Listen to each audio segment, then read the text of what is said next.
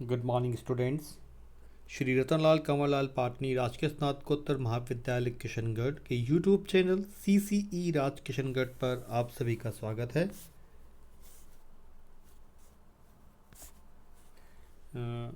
आज का ये वीडियो बीकॉम पार्ट थर्ड के स्टूडेंट्स के लिए है।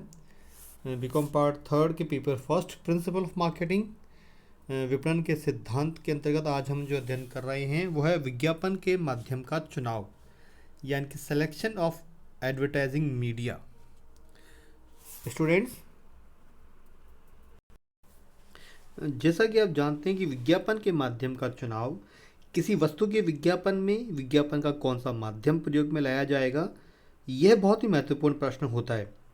अतः इस प्रश्न का उत्तर किसी विज्ञापन के माध्यम का नाम लेकर नहीं दिया जा सकता और न ही विज्ञापन के माध्यम के चुनाव में कोई सूत्र प्रयोग में लाया जा सकता है। विज्ञापन का उद्देश्य जन सामान्य को प्रभावित करना होता है और जन सामान्य कभी भी समान प्रवृत्तियों, भावनाओं, विचारों, संस्कृतियों व इच्छाओं वाला नहीं हो सकता। परिणाम स्वरूप विज्ञापन साधन के चुनाव में भी इन बातों को ध्यान में रखना पड़ता है।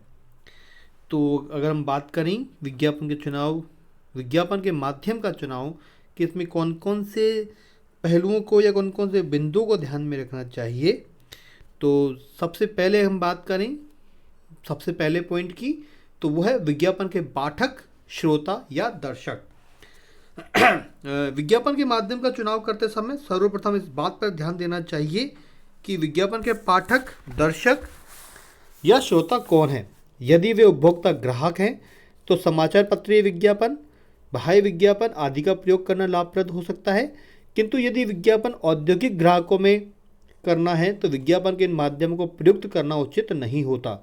ऐसी दशा में डाक द्वारा प्रत्यक्ष विज्ञापन देना या व्यापारिक पत्र पत्रिका में विज्ञापन देना अधिक लाभप्रद रहता है। यदि उपभोक्ता ग्राहक अशिक्षित है तो इसके लिए प्रेस विज्ञापन देना उपयुक्त नहीं है। ऐसी स्थिति में तो सैंडविच मैन या फिल्म विज्ञापन का ही प्रयोग करना होता है।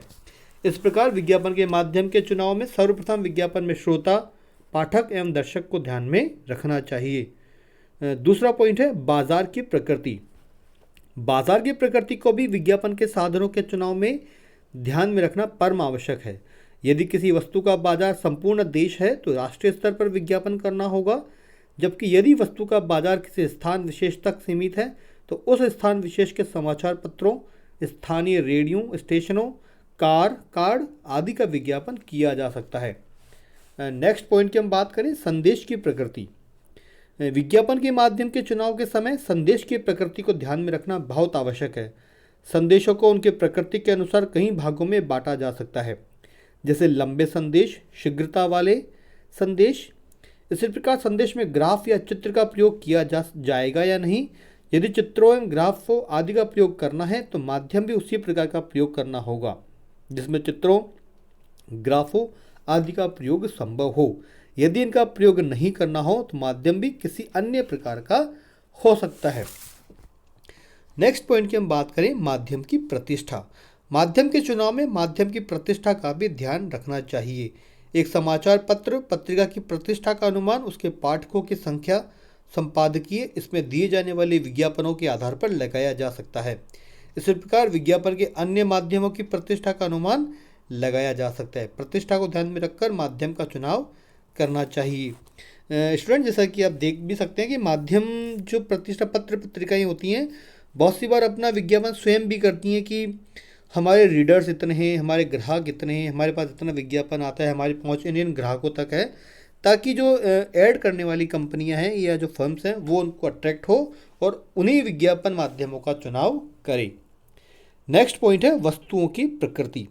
वस्तुएं भी कई प्रकार की होती है, जैसे खाद्य सामग्री संबंधी वस्तुएं, अन्य मानवीय आवश्यकताओं संबंधी वस्तुएं, कृषि एवं व्यापारिक आवश्यकताओं वाली वस्तुएं। इन विभिन्न प्रकार की वस्तुओं के लिए विभिन्न प्रकार के माध्यम उपयुक्त रहते हैं। अतः माध्यम के चुनाव में वस्तु की प्रकृति भी एक महत्वपूर्ण तथ्य है जिसे ध्यान में रखना चाहिए। नेक्स्ट पॉइंट की हम बात करें तो जनता का वर्ग। छठा नंबर जो पॉइंट है, जनता में कई वर्ग होते हैं, जैसे धनवान, गरीब, मध्यम वर्ग आदि। विज्ञापन माध्यम का चुनाव भी इन बातों से प्रभावित होता है। यदि वस्तु के उपभोक्ता धनी वर्ग के हैं तो टेलीविज़न, उच्च किस्म की पत्रिकाएं या डाक द्वारा प्रत्यक्ष विज्ञापन भी किया जाना संभव है। जबकि ग्राहक मध्यम वर्ग के हैं तो सामान्य पत्र पत्रिकाओं, अखबारों, रेडियो आदि द्वारा विज्ञापन करना अधिक लाभप्रद कहा जा सकता है। नेक्स्ट पॉइंट की हम बात करें, विज्ञापन माध्यम की लागत। विज्ञापन माध्यम की लागत एक महत्वपूर्ण तथ्य है जिसे विज्ञापन के चुनाव के समय ध्यान में न रखना बड़ी भूल हो सकती है। यदि बहुत बड़ी संस्था है और जो सभी प्रकार के माध्यमों पर धन खर्च कर सकती है, तब तो विज्ञापन माध्यम के चुनाव की समस्या का जन्म ही नहीं होगा। किंतु अधिकांश व्यावसायिक संस्थाओं के पास सीमित विज्ञापन कोष होते हैं, अतः प्रत्येक संस्था में उन सीमित कोषों का अधिकाधिक लाभप्रद ढंग से प्रयोग करने का प्रयास करना चाहिए, जिससे कि उनके द्वारा अधिकाधिक लाभ प्राप्त किया जा सके। नेक्स्ट पॉइंट है विज्ञापन की प्रतिलिपि, यानी कि एडवर्टाइजमेंट की कॉपी या उसका नमूना या उसकी डिज़ाइन। विज्ञापन की प्रतिलिपि भी किसी विशेष प्रकार के माध्यम को प्रयोग करने के लिए प्रेरित कर सकती है। जैसे एक फुटकर व्यापारी ग्राहकों को अपने यहाँ नए माल के आगमन की सूचना देना चाहता है, यह माल 2-4 दिन में ही समाप्त होने वाला है, तो ऐसी स्थिति में उसे समाचार पत्र का ही सहारा लेना होगा। इसी प्रकार वह दिन प्रतिदिन के प्रयोग की वस्तुओं के भाव में परिवर्तन होने पर विज्ञापन कराना चाहता है, तो इसके लिए केवल दुकान के बाहर एक मूल्य सूची टांगना ही पर्याप्त होगा। इस प्रकार कई मामलों में विज्ञापन की प्रतिलिपि विज्ञापन के माध्यम के चुनाव में महत्वपूर्ण भूमिका अदा करती है। नेक्स्ट पॉइंट है विज्ञापन के प्रचलित माध्यम। प्रचलित माध्यम का प्राय सबको ज्ञान होता है, अतः यहाँ जहाँ तक हो सके विज्ञापन के लिए प्रचलित माध्यमों का ही प्रयोग करना चाहिए। यदि वस्तु विशेष का विज्ञापन समाचार पत्रों से किया जा रहा हो, तब भी जहाँ तक हो सके समाचार पत्रों में ही विज्ञापन देना चाहिए। यदि बाह्य विज्ञापन साधनों का प्रयोग किया जा रहा हो तो उनका प्रयोग करना उचित होता है। जैसे पेय पदार्थों का विज्ञापन बाह्य विज्ञापनों के माध्यम से ही अधिक दिया जा सकता है, जबकि सौंदर्य प्रसाधनों के विज्ञापन के लिए प्राय पत्र पत्रिका विज्ञापन अधिक दिए जाते हैं। नेक्स्ट पॉइंट है क्रय निर्णय का समय एवं स्थान। विज्ञापन के ऐसे माध्यम का चुनाव करना चाहिए जो कि संभावित ग्राहकों के पास उस समय एवं स्थान पर पहुंच सके जबकि ग्राहक क्रय संबंधित निर्णय लेने जा रहे हों। जैसे वर्षा प्रारंभ होते ही छातों एवं बरसाती कपड़ों के विज्ञापन प्रारंभ हो जाते हैं। किराना एवं अन्य फुटकर सामान के व्यापारियों के विज्ञापन प्राय रविवार के सुबह के समाचार पत्र में होते हैं। ये सभी विज्ञापन इस बात से प्रेरित होते हैं। नेक्स्ट पॉइंट है विभिन्न माध्यमों का तुलनात्मक अध्ययन। विज्ञापन के माध्यम का चुनाव करते समय एक महत्वपूर्ण बात यह भी ध्यान में रखनी चाहिए कि माध्यम के चुनाव से पूर्व सब माध्यमों के गुणों का तुलनात्मक अध्ययन करना चाहिए कि कौन सा माध्यम किस फर्म के लिए बेस्ट होगा या आप किस चीज़ या किस सेवा का विज्ञापन करना चाहते हैं और उसका विज्ञापन आपको किस माध्यम का चुनाव करते समय देना चाहिए। तो आज के इस वीडियो में इतना ही। धन्यवाद।